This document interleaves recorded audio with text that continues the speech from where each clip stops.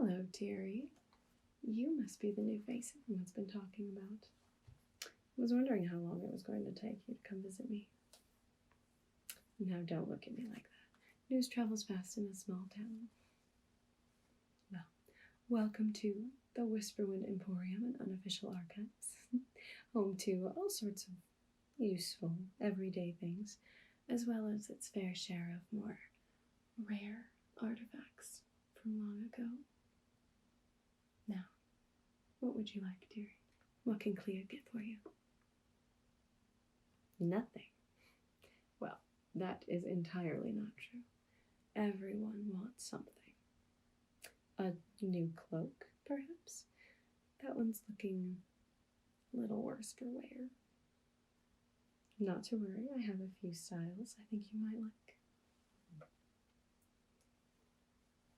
This one has been very popular lately, especially with the bit of warmer weather. It's a shorter cloak. This part comes down to cover your shoulders comfortably. And then it goes about to mid-torso, here at the longest point. It's a nice soft fabric. Lightweight, but still very warm. Enough to keep you warm on a cooler summer or fall evening. It's also got a hood, of course, that you can put up if you need it. If it starts to rain or gets too cold or windy. Got it in a few different colors, too. Got this nice, rich brown. Matches almost everything. And of course, it doesn't show dirt very much. But if you prefer, I also have it in a black or a dark green. I think I have a dark blue left too. Lots of choices depending on your preference. No? Oh, you didn't come here for a cloak? Alright, suit yourself. What did you come here then for? Oh, you're interested in some of my more rare items. Oh, you spoke to Rhea at the tavern. Of course you did. She likes sending people my way. You know, I think she's almost as fascinated with this town as I am. Well, is there anything particular you'd like to see? I have all kinds of magical items. Everything from naiad tears to enchanted lutes to spell books. Naiads? Yes, of course I know what they are. We have a colony that lives in the lake right by town. Yes, lovely creatures. All kinds of interesting. Very friendly, too. Usually harmless. Unless you're a fisherman. Anyway, their tears actually have some minor healing properties. Most people don't know that. Here, I've got some right here.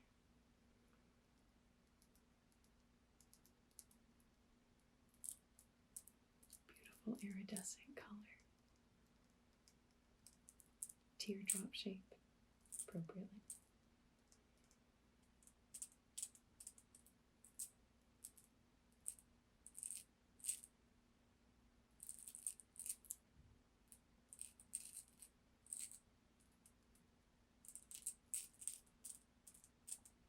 Now these are excellent at soothing a fever or in quenching your thirst if water is hard to come by.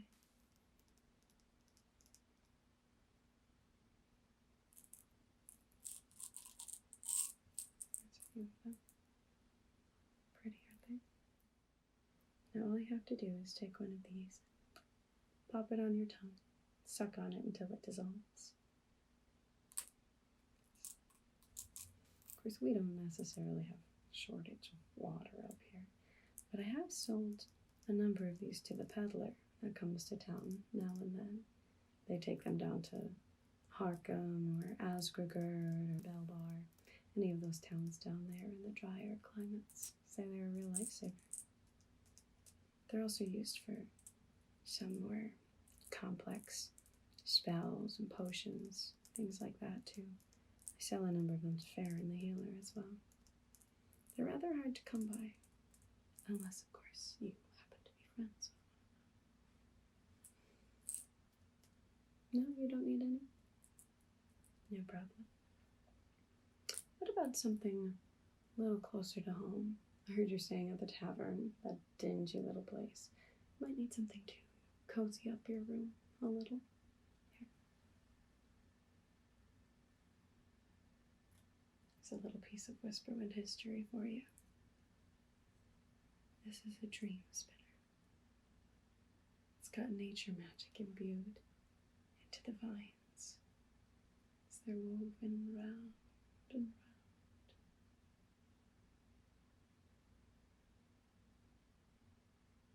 All you have to do is hang this right above your bed. It will encourage pleasant thoughts and sweet dreams all night long. You know, this one was actually made by my great-grandmother right before the Great Separation. Probably one of the last magical items ever made in Whisperwind. Funny that it's something so simple.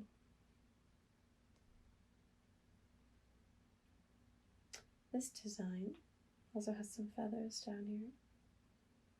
It's an interesting color, right? These are from the ooze-longbird. It's incredibly rare. We used to have some that lived in the forest. Of course, now we haven't seen them since we've seen the elves. That just makes it all the more rare and special. The ooze-longbird was associated with luck, especially if you were able to catch one or get some of its feathers. So, sweet dreams and luck. No? Well, you must be good on sweet dreams and luck. Alright. Perhaps you're looking for something a bit more adventurous in nature. I got this from the peddler last time they were here. This throwing dagger is enchanted so that it always hits its target. The peddler said that a ruffian down in Harkham was using it to cheat at knife-throwing contests. Peddler's always good for a story. Not sure if that part is true, but I can tell you that it works. Tested it out myself. Oh, don't worry. Just on some old stumps and fence posts and the like, but it truly never misses. Poor ruffian using it. Probably didn't know that this was a dead giveaway that it's enchanted. It's got that beautiful gemstone on it. That's what holds all of that magical energy. Gemstones are great at holding them. You know, most magical items, it's just an ordinary item that's been enchanted or haven't had a spell put on it. But that magic wears off or it gets used up usually. But with a gemstone like this, it can last much longer. Even 150 years and this one is still working. Fascinating. I like the design of this one too. A little rough around the edges. Probably dwarvish. Very strong. Never going to break on you.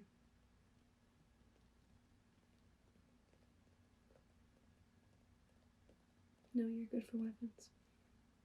No problem. Tell you what, why don't you tell me? Anything catching your eye? Oh, that. Right. You have excellent taste.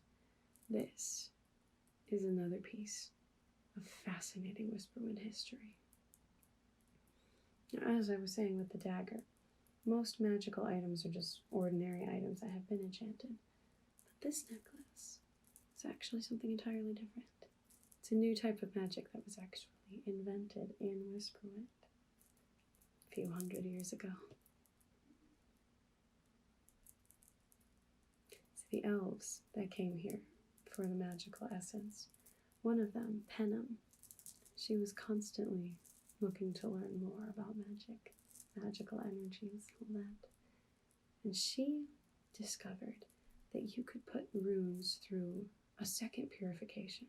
Not just the one that you make the runes from the essence, but you can actually put runes themselves through a purification and mold them into magical items.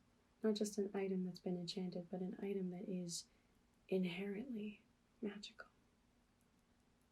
So this is a fireball necklace.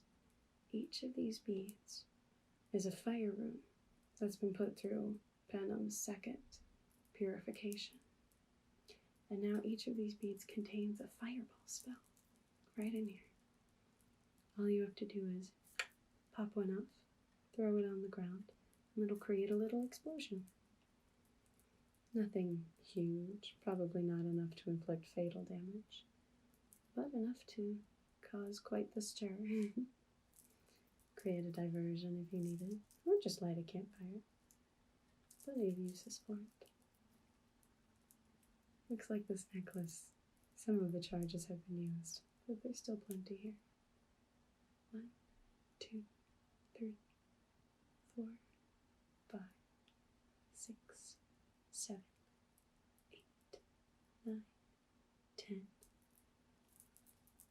11, 12, 13, 14, 15, 16, 17, 18, 19, 20, 21, 22, 23, 24 spells left.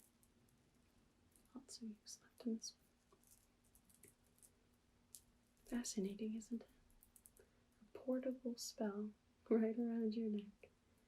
No runes or fancy words or magic wands needed. You know, Penham thought that her theory of second purification might be the gateway to making magic accessible to all. She thought that magic was something to be shared, not just kept by one race or one type of people. She wanted everyone to be able to benefit from it, make the world a better place. It's all laid out in here. This is her journal.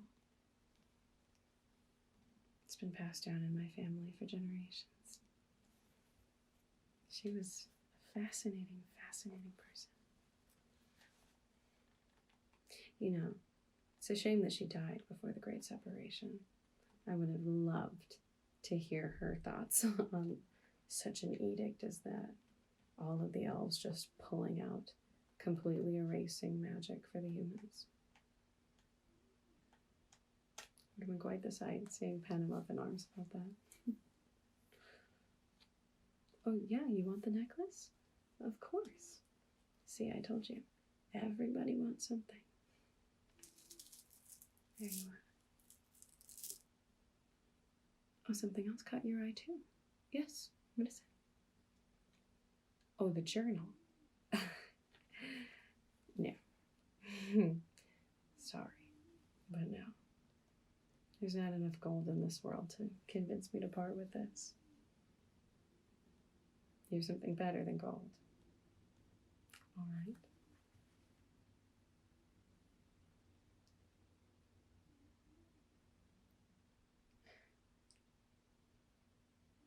So it's true then.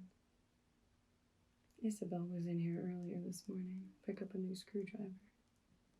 She said that you paid her in alternative currency, I think is what she said. Curious. Oh no, of course it's all right, dearie. I'll definitely take it for the necklace. Not the journal. Penham means too much to me. Well, is there anything else I can tempt you with? Nothing for now. Not a problem. You've at least gotten a taste of some of my more special items.